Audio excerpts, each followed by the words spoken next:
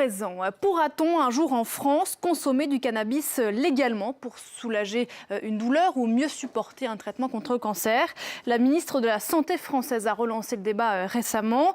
Aujourd'hui, en France, acheter ou vendre du cannabis, c'est interdit par la loi. En revanche, depuis quelque temps, l'une de ces molécules est en vente libre. On l'appelle le CBD.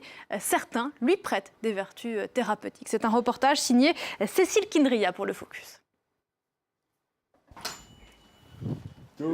Salut. Comme tous les mois, Julien vient acheter sa dose de CBD, une molécule extraite du cannabis et vendue en toute légalité en France.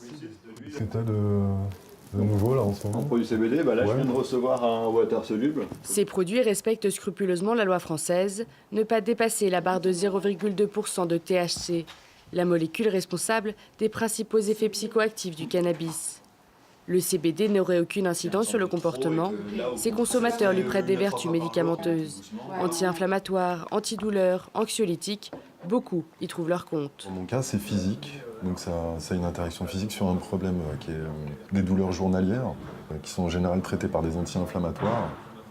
Et dans le cas de l'utilisation du CBD, c'est surtout une solution qui, moi dans mon cas, m'évite de passer par une trop grande prise de médicaments. Sous forme d'huile, d'e-cigarettes, de fleurs séchées ou encore de baume à lèvres, le CBD se vend sous toutes les formes. Un nouveau marché qui suscite les convoitises. Thomas, mécanicien en aéronautique, s'est lancé dans l'aventure. Il prévoit de produire et vendre des fleurs séchées sur Internet. Mais avant cela, il fait appel à un avocat, car la législation reste encore floue.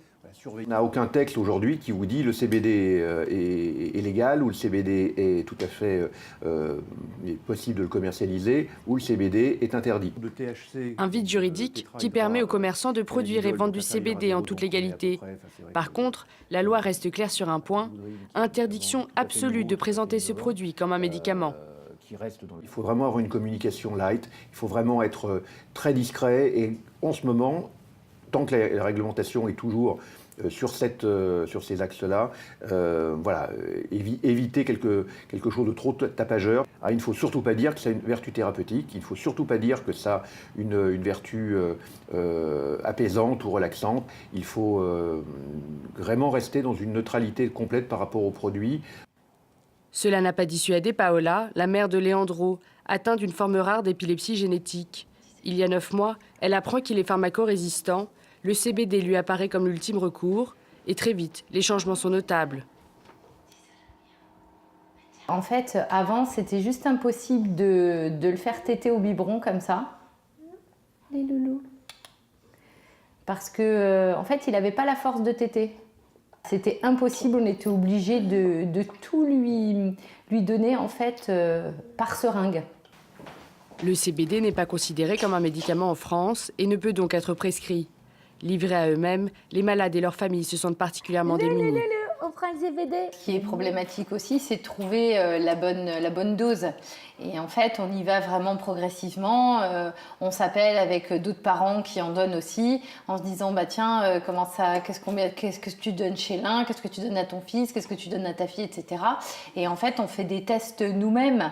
Alors, on y va bien sûr sur des petites doses, parce que on s'adresse quand même à des tout petits. Mais ce qui serait bien, c'est qu'on ait vraiment un suivi médical avec des médecins, des neurologues qui nous aident en fait dans le dosage tout simplement, quoi.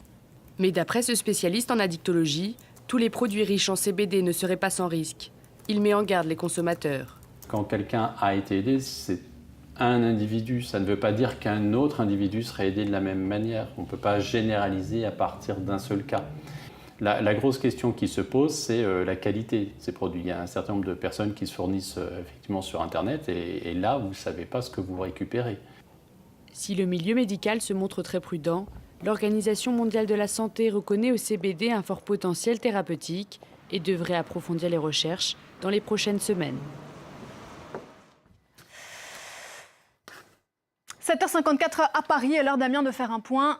Dinosaure. Oui, Pauline, si vous vouliez un dinosaure dans votre salon, il fallait payer très très cher à Paris. Regardez ce dinosaure géant qui a été vendu sur la Tour Eiffel hier aux enchères. Il a 150 millions d'années. C'est un carnivore d'une espèce encore inconnue. 9 mètres de long, 2,60 m de haut, vendu pour 2 millions d'euros. Un particulier qui d'habitude collectionne les œuvres d'art contemporain, c'est son premier dino. Il doit avoir de la place dans son salon. Oui. C'est son premier dino. À lui aussi, ce policier thaïlandais dont on va découvrir les images tout de suite. J'espère qu'on va voir ce policier. Voilà, vous voyez, il a décidé de revêtir ce costume de dinosaure car il pense que les automobilistes seront plus vigilants à la fois à lui et au code de la route, vêtus ainsi.